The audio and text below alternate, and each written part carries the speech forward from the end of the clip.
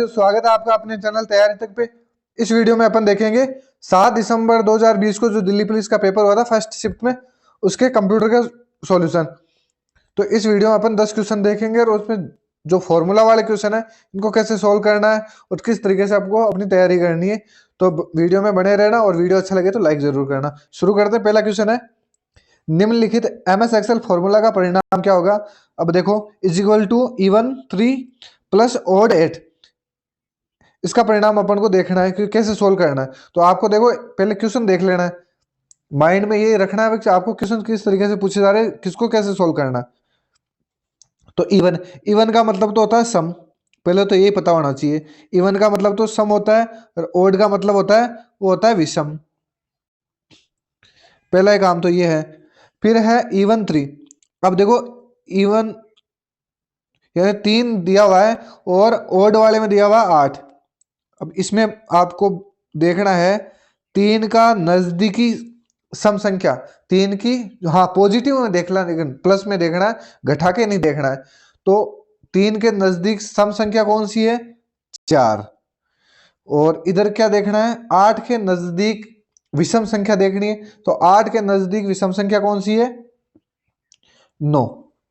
तो अब इन दोनों को जोड़ेंगे अपन, 9 और 4 को जोड़ेंगे तो कितना हो जाएगा, ये हो जाएगा 13। और अपना आंसर क्या आ जाएगा, 13। और ये आंसर इसमें दिया हुआ भी है। तो देखो एक बार वापस में बता देता हूं आपको। इवन, इवन का मतलब तो सम। तो अब ये क्या बोल रहा है कि 3 है, 3 का सम, नजदीकी सम देखना है। ओड का मतलब होता है वो होता है विषम। अब 3 के नजदीकी सम है वो है 4। अब ऐसे तो नजदीकी 2 भी है, 2 नहीं करना है, प्लस करना है, पीछे नहीं आना, आगे रहना है। और 8 के नजदीकी कौन है, 8 के नजदीकी है वो है 9, विषम। विषम देखना है, 7 नहीं देखना, वो भी आगे लेके जाना है। अब इन दोनों को जोड़ देंगे अपन तो कितने हो गए, 13। तो इस हिसाब से इसका आंसर हो जाएगा 13। और इसी तरीके से आपको सोल्व करना है। अगर दिल्ली पुलिस में आगे वाले पेपर में आए तो इसी हिसाब से आपको देखना है। फिर अगला, जैसे मैं एक क्वेश्चन दे दूं आपको, इवन,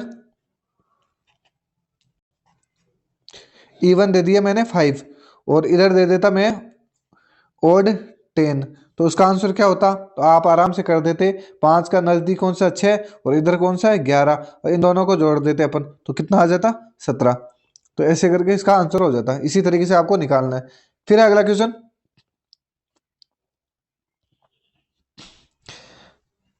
बताएं एमएस वर्ड के संबंध में निम्नलिखित कथन सत्य है या असत्य। 2 कथन दिए हुए हैं आपको, दोनों में देखना है कि कौन सा सही है कौन सा गलत है। लैंडस्केप ओरिएंटेशन में किसी पेज की ऊंचाई उसकी चौड़ाई से अधिक होती है। अब मैं देखो कथन बोलूं उससे पहले मैं आपको एक बार बता देता हूँ ये पोर्ट्रेट और लैंडस्केप कैसे होता है। तो पोर्ट्रेट तो होता है ये वाला जो ऐसे दिखेगा, यानी मोबाइल जो आपका सीधा है वो तो दिखेगा पोर्ट्रेट, और लेटा हुआ है वो लैंडस्केप, ये ध्यान रखना। और जो आड़ा है इसको देखो ऐसे, ये है यानी लेटा हुआ लैंडस्केप, इस हिसाब से ध्यान रखना। अब ये दोनों आकृति अगर आपने बना लिया है तो आप आराम से देखोगे। तो पहला कथन देखो, लैंडस्केप ओरिएंटेशन में किसी पेज की ऊंचाई उसकी चौड़ाई से अधिक होती है। अब लैंडस्केप तो ये वाला है, इसमें देखो किसी ऊंचाई चौड़ाई से अधिक है क्या, इसकी ऊंचाई चौड़ाई से अधिक है क्या, तो आप बोलोगे ऊंचाई तो कम है चौड़ाई ज्यादा है। तो ये क्या बोल रहा है, पेज की ऊंचाई चौड़ाई से अधिक है, चौड़ाई से अधिक तो नहीं है। तो पहला ऑप्शन क्या हो गया, पहला कथन गलत है। दूसरा क्या बोल रहा है कि पोर्ट्रेट ओरिएंटेशन में किसी पेज की चौड़ाई उसकी ऊंचाई से अधिक है। तो बताओ पोर्ट्रेट में ऊंचाई ज्यादा है या चौड़ाई, तो बोलोगे कि ऊंचाई ज्यादा है। तो ये क्या बोल रहा है कि पेज की चौड़ाई उसकी ऊंचाई से अधिक है, तो पेज की चौड़ाई उसकी ऊंचाई से अधिक नहीं है। तो ये भी कथन गलत हो जाएगा। तो अपना कौन सा हो जाएगा, एक असत्य दो असत्य, यानी चौथा ऑप्शन सही उत्तर हो जाएगा। तो इस हिसाब से ध्यान रखना, ये माइंड में सेट कर लेना। पी यानी फोन वाली साइज, और एल यानी लेटा हुआ, यानी लैंडस्केप, लैंडस्केप लेटा हुआ, बस ये आकृति बना देना। फिर इस हिसाब से देखना।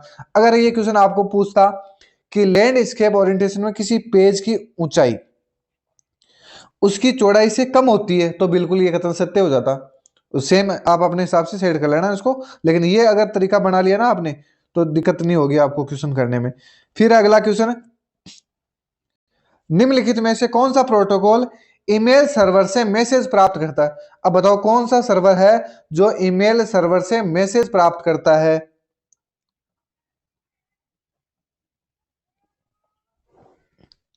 मैसेज प्राप्त करता है। अब देखो पीओपी आंसर दे रखा है, हालांकि एक एसएमटीपी होता है, सिंपल मेल ट्रांसफर प्रोटोकॉल। ये क्या करता है, ये जो पीओपी है ये तो यानी पोस्ट ऑफिस प्रोटोकॉल इसका नाम है, ये तो केवल प्राप्ति करता है। लेकिन अगर आपसे पूछे कि वह प्रोटोकॉल जो ईमेल सर्वर से मैसेज प्राप्त करता है और भेजता है, तो वो कौन सा हो जाएगा? एसएमटीपी। केवल प्राप्त करने वाला है वह है पीओपी प्रोटोकॉल यानी पोस्ट ऑफिस प्रोटोकॉल, और प्राप्त करने वाला और भेजने वाला है वह एसएमटीपी यानी सिंपल मेल ट्रांसफर प्रोटोकॉल। ये तो होगी इन दोनों की बात। पीओपी का पता है ये आपको कि पोस्ट ऑफिस प्रोटोकॉल इसका नाम होता है। फिर है पीओपी का वर्जन, तो सबसे पुराना वर्जन कौन सा था यानी पहला वर्जन, तो वो था POP post office protocol second. वर्तमान में है वो है पीओपी 3, ये ध्यान रखना। फिर है अगला एक आईपी एड्रेस। एक आईपी एड्रेस को समझने योग्य फॉर्मेट में निरूपित करने के लिए आमतौर पर निम्नलिखित में से किस नोटेशन का उपयोग किया जाता है? तो देखो डॉटेड डेसिमल नोटेशन, ये आपको पता है, ये बताया हुआ है। देखो कैसे करते हैं, जो आईपी वर्जन एक तो 4 होता है और एक आईपी वर्जन 6 होता है। देखो इसको तो इसकी पहचान तो है कोलन की, और इसकी है वो है डॉट की, ये ध्यान रखना पहले तो 4 वाले की। तो अब कैसे लिखते हैं, तो वो ये डॉटेड के हिसाब से ध्यान रखते हैं अपन, इनको डॉटेड से पहचान पा रहे हैं अपन, तो इसलिए ये हो जाएगा डॉटेड डेसिमल नोटेशन। तो ऑप्शन 3 इसका सही उत्तर हो जाएगा। अगला है क्रोम ब्राउजर में, और देखो पीछे भी मैंने सॉल्यूशन करवाया, उनमें क्रोम ब्राउजर मैंने अच्छे से बताया, और मैंने ये भी बताया कि इसको ध्यान रखना किसी भी एग्जाम में पूछा जा सकता है, किसी भी शिफ्ट में किसी भी तरीके से पूछा जा सकता है। और ये क्वेश्चन खुद ये बार बार रिपीट हो रहा है कि क्रोम ब्राउजर में वर्तमान टैब के बाईं ओर के ब्राउजर टैब को सक्रिय करने के लिए निम्नलिखित में से किस कीबोर्ड शॉर्टकट का उपयोग किया जाता है? अब बताओ कंट्रोल प्लस पेज अप।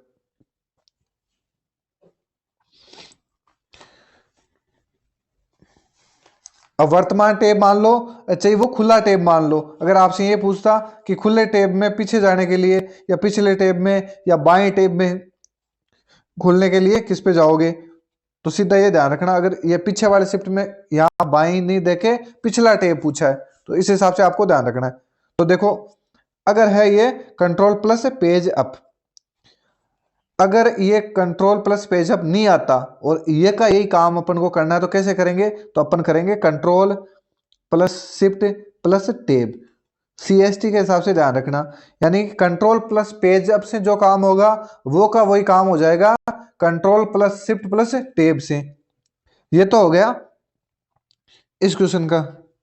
अब है अगर ये बाई की जगह दायां होता यानी दाई टेब में, और या अगला टेब होता यानी पिछला और बायां, तो हो गया कंट्रोल प्लस पेज अप से।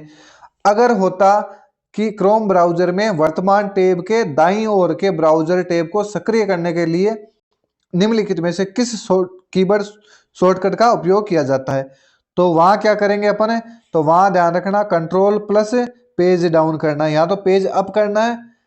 अब यहाँ लॉजिक मत लगाना, पीछे आने के लिए तो पेज अप करेंगे, और आगे जाने के लिए या दायां जाने के लिए अपन क्या करेंगे, पेज डाउन करेंगे। ये तो ये हो गया। अगर पेज डाउन ऑप्शन में नहीं हो तो क्या करेंगे अपन, कंट्रोल के साथ टेब दबा देंगे, और पहले क्या दबा रहे थे, बीच में शिफ्ट ले रहे थे, कंट्रोल प्लस शिफ्ट प्लस टेब दबाते हैं तो अपन पिछले खुले टेब में चले जाते हैं, और अगले में जाने के लिए कंट्रोल प्लस टेब काम में लेते हैं। इस हिसाब से ये हो जाएगा। फिर अगला क्वेश्चन है एमएस वर्ड डॉक्यूमेंट को प्रिंट करते समय, एमएस वर्ड डॉक्यूमेंट को प्रिंट करते समय हम प्रिंट होने वाली प्रतियों की संख्या निर्धारित कर सकते हैं। डिफॉल्ट रूप से आपके डॉक्यूमेंट की प्रतियां होगी, देखो बाय डिफॉल्ट तो एक होती है, बाकी अपने हिसाब से अपन सेट कर सकते हैं कि मेरे को 10 प्रिंट कॉपी चाहिए, 2 चाहिए, 5 चाहिए, 8 चाहिए, जैसे हिसाब से, लेकिन बाय डिफॉल्ट होती है वो एक होती है। तो ये आपका डाउट क्लियर हो गया होगा मेरे हिसाब से। तो फिर अगला है एमएस वर्ड के हाल संस्करणों में जैसे वर्ड 2016 में होम मेनू के तहत पैराग्राफ कमांड समूह के भाग के रूप में निम्नलिखित में से क्या दिखाई देता है? क्या दिखाई देता है? बुलेट। देखो मैं बताऊं आपको, यह है होम मेनू। होम मेनू, अब होम मेनू में जो कमांड है वो पहली तो आती है, वो आता है क्लिपबोर्ड। 2 नंबर पे आता है फॉन्ट, और 3 नंबर पे आता था पहले पैराग्राफ। लेकिन जैसे ही संस्करण नया हुआ उसमें फिर बुलेट डालने लगे, तो ये ध्यान रखना, तीसरे नंबर पे पैराग्राफ, और पैराग्राफ की जगह कौन सा दिखाई देता है? वो बुलेट दिखाई देता है। जैसे ऐसे स्टार वगैरह ये बने हुए आते हैं, तो इस हिसाब से ज्यादा कंफ्यूज नहीं हो रहा है। तो पैराग्राफ में सो हाइडर ये भी आते हैं, ये पूछा जाता है आपको। बाकी चलो अगला है, एमएस एक्सेल में जूम विकल्प निम्न में दिखाई देता है। एमएस एक्सेल में जूम विकल्प निम्न में से दिखाई देता है, तो वह दिखाई देता है स्टेटस बार। अब स्टेटस बार होता कहाँ है? तो ये ध्यान रखना, मैंने बता रखा है टीएमएसटी, टीएमएसटी के हिसाब से, यानी ऊपर ऊपर टाइटल मेनू, जिसे टेब बार भी कहा जाता है, फिर स्टेटस बार, फिर टूल बार, इस हिसाब से ध्यान रखना। तो ये स्टेटस बार है, यहाँ पे जूम मेनू दिखाई देता है। फिर अगला, एमएस वर्ड डॉक्यूमेंट में हाइपरलिंक डालने के लिए, एमएस वर्ड डॉक्यूमेंट में हाइपरलिंक डालने के लिए निम्नलिखित में से किस कीबोर्ड शॉर्टकट का उपयोग किया जाता है? वो किया जाता है Ctrl+K का। और हाइपरलिंक के लिए तो ये फिक्स सीधा सीधा क्वेश्चन पूछा जाता है, आपको केवल याद रखना है हाइपरलिंक, और सीधा रट लो आप तो Ctrl+K, आपका काम हो जाएगा। फिर है अगला क्वेश्चन,